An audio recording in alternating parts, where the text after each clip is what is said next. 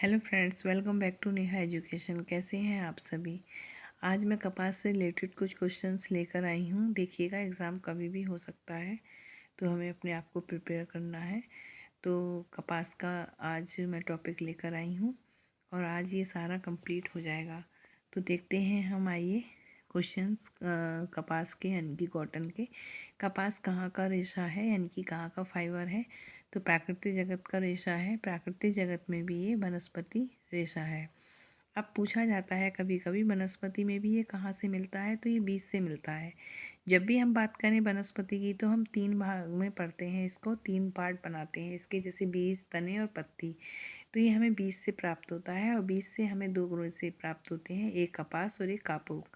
बीज से और क्या प्राप्त होता है, तो कापूक प्राप्त होता है, लेकिन इसका यूज़ कपड़े बनाने में नहीं किया जाता है क्योंकि इसमें प्राकृतिक ऐंठन नहीं पाई जाती है। कभी कभी क्वेश्चन पूछ लिया जाता है कि कपास से कपड़े क्यों नहीं बना सकते हैं, तो आप याद रखना हमेशा कि इसमें प्राकृतिक ऐंठन नहीं पाई जाती है। कपास में किसकी प्रधानता होती है, तो सेलुलोज की इसमें प्रधानता होती है। 40 से 90% होता है। कपास को किस किस नाम से जानते हैं, तो कपास एक सार्वभौमिक रेशा है, कपड़ों का राजा बोला जाता है और मानव मित्रता रेशा है।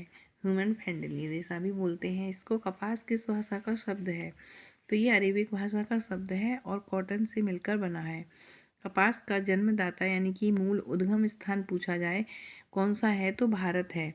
वर्तमान में उत्पादन की दृष्टि से प्रथम स्थान पर कौन सा देश है, तो तब भी आंसर आएगा हमारा भारत।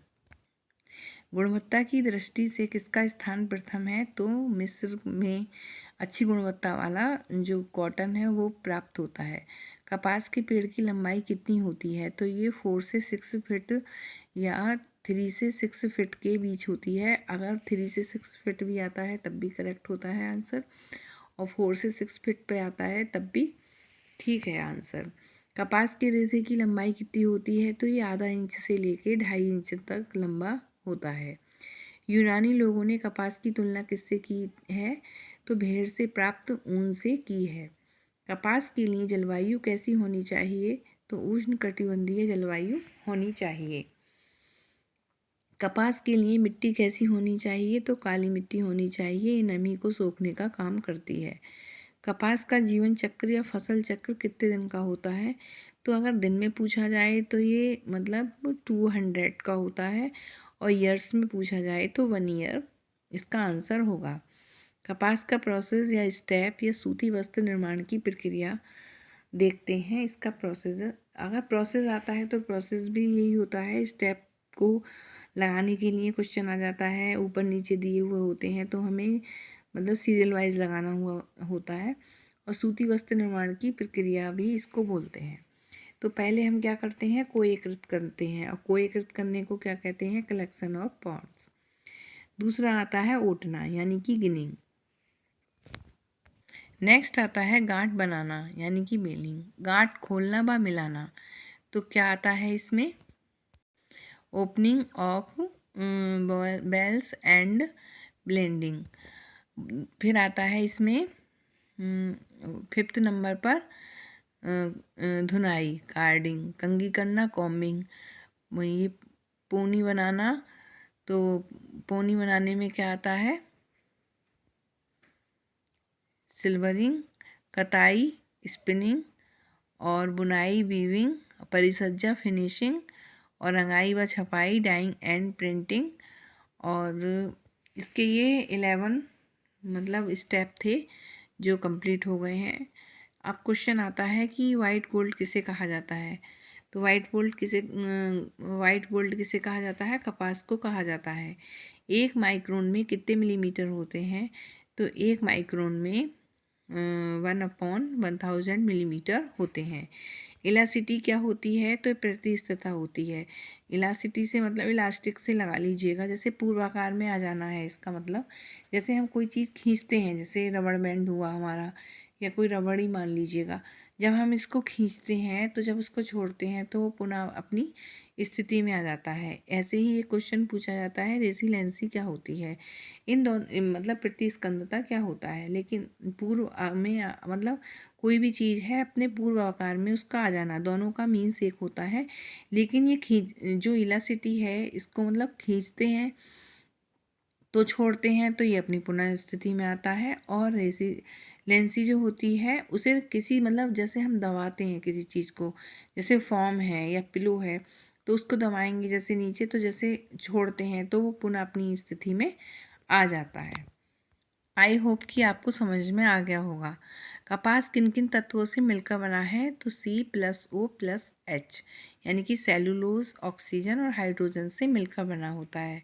कपास में कितने प्रतिशत सेलुलोज पाया जाता है, तो ये 40 से 90% तक पाया जाता है। जल की मात्रा कितनी पाई जाती है, तो 5 से 8% होती है। और शेष अशुद्धियाँ जो होती हैं वो 2% होती हैं। जब कपास जलती है तो लौ कैसी देता है ये, तो ये पीली लौ के साथ जलता है। जब कपास जलता है तो इसकी गंध कैसी होती है, तो कागज़ के समान होती है। कपास का जो व्यास होता है कितना होता है, वो 16 से 20 माइक्रोन होता है। कपास की तुलना किससे की गई है, ताप सहने की क्षमता में, तो इसकी जो तुलना की गई है वो लिनेन से की गई है। कपास जो है वो आग को जल्दी पकड़ता है। कपास की आंतरिक संरचना सूक्ष्मदर्शी पर देखने पर कैसी दिखाई देती है, तो ये बलखाते हुए फीते की तरह दिखाई देती है। कच्चे कपास की संरचना कैसी होती है, तो एक खाली नली की तरह होती है। कपास का जो रंग है कैसा होता है, तो सफ़ेद होता है लेकिन भूरा भी होता है। कपास का रंग भूरा क्यों हो जाता है, क्योंकि इसमें नाइट्रोजन की प्रधानता ज़्यादा हो जाती है, तो इसका जो कलर है वो ब्राउन दिखता है। कपास पर चमक लाने के लिए कौन सी परिचर्या की जाती है, तो इसमें मर्सराइजिंग की परिचर्या की जाती है, क्योंकि इसमें प्राकृतिक चमक का अभाव होता है, प्रतिस्थिरता का अभाव होता है। इसमें स्वास्थ्य की दृष्टि से यह लाभदायक होता है। गीली अवस्था में इसकी जो मजबूती है वो 30% बढ़ जाती है। कपास में फफूंदी लगती है। नमी सोखने की इसमें गुण होता है। प्रतिस्कंदता का इसमें अभाव होता है। अम्ल का कैसा प्रभाव पड़ता है, तो अम्ल का बुरा प्रभाव पड़ता है। क्षार का प्रभाव कैसा पड़ता है, तो अच्छा प्रभाव पड़ता है। रंग कच्चा होता है, पक्का करने के लिए इसमें पानी, नमक और फिटकरी मिलाते हैं। पसीने का कैसा प्रभाव पड़ता है, तो पसीने का हानिकारक प्रभाव पड़ता है। कपास विश्लेषण प्रयोगशाला कहाँ है, तो ये मटोंगा में है, मोटंगा में, महाराष्ट्र में। ढाका की मलमल का निर्माण होता है, तो किससे होता है, कपास के रेशों से होता है। सबसे पहले भारत में सूती मिल की स्थापना कब हुई थी, तो ये कोलकाता में हुई थी, 1818 में हुई थी। किन रेशों को विश्वव्यापी रेशा कहा जाता है, तो कपास के रेशों को क्या कहा जाता है, विश्वव्यापी रेशा कहा जाता है। कपास का जो पौधा होता है वो कैसा होता है, एक वर्षीय होता है। कपास के रेशे पर एक रचनात्मक कोटिंग पाई जाती है, तो वह जो कोडिंग होती है किसकी होती है, तो वो मोम की होती है और कपास को गलने से यह बचाता है। तो देखिएगा वैसे हमारे 50 क्वेश्चन समथिंग हो गए हैं और ये मेरी 8 मिनट्स की वीडियो बनी है और कम समय में हमने कपास को कंप्लीट कर लिया है और आप भी इसको देख लीजिएगा। और जितने भी क्वेश्चंस कपास से आए हैं वो मैंने सारे दिए हैं, आपको सारे प्रोवाइड कर दिए हैं और इनको आप अच्छे से लर्न कर लीजिएगा। और नेक्स्ट वीडियो में जब तक हम मिलते हैं तब तक आप इसको लर्न कीजिएगा और अपना ध्यान रखिएगा। और होली भी पास आने वाली है तो ज़रा बिजी रहेंगे, तो वीडियो डेली मैं प्रोवाइड नहीं कर सकती हूँ और मतलब कोशिश तो करूँगी, लेकिन अब जो है वो वर्क का प्रेशर रहेगा। आप सभी जानते हैं, मैं भी एक लेडी हूँ, तो ये सब जानते हैं कि मतलब अब होली है तो मतलब वर्क तो करेंगे ही। थोड़ा एक्स्ट्रा हो जाता है, लेकिन कोशिश मेरी पूरी रहेगी कि मैं आपको अच्छे से अच्छे मतलब कोई भी एक टॉपिक है उसको हम कंप्लीट कवर कर लें। एम मेरा यही है, तो आप इसको लर्न कीजिएगा। मिलते हैं नेक्स्ट वीडियो में। Bye, take care.